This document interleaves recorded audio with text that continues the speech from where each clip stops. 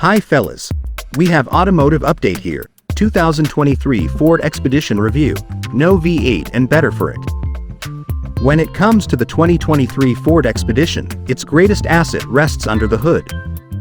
Available in 3 power outputs, all of which outperform nearly every comparable competitor, Ford's EcoBoost Turbo V6 is buttery smooth and surprisingly quiet for a truck engine. It also returns fuel economy that'll likely save you hundreds or more every year at the pump. Money that can be well spent towards the adventures and toys that can be enjoyed along with such a big, capable family hauler. The Expedition also provides competitive interior space, meaning enormous, solid infotainment and safety tech options and characterful trim level options in the King Ranch and Timberline, pictured above.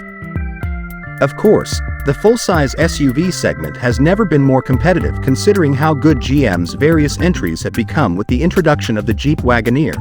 We'd mentioned the new Toyota Sequoia, but it completely misses the mark.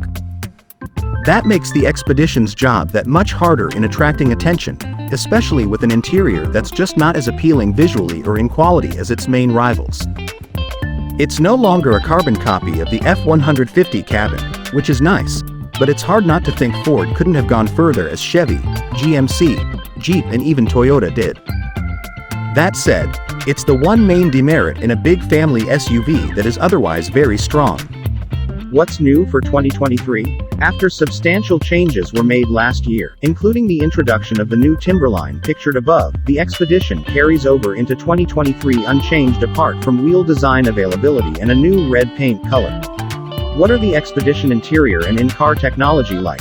After last year's updates, the Expedition doesn't share the dash design of the F-150 for the first time in its lengthy history. Sure, it's mostly shared with the F-150 Lightning, but we'll ignore that technicality. This change was largely necessitated by the availability of the 15.5-inch portrait-oriented touchscreen pictured above, top, also found in the Lightning and Mustang Mach-E. It functions quite different from the standard system, the still pretty big 12-inch touchscreen shared with upper trim level F-150s, the Bronco and others.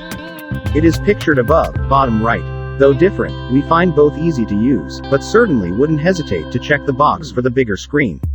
Lower trim levels get a large color instrument panel display bordered by analog gauges, while a full 12.4-inch all-digital display is available on Timberline upward, pictured above, bottom left.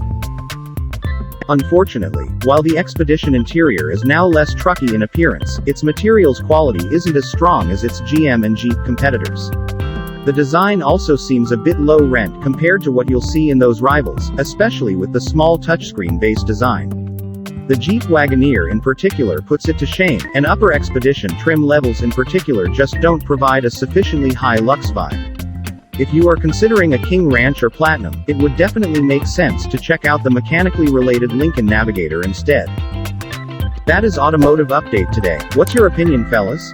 Please don't forget to write down in the comments section and hit the subscribe button.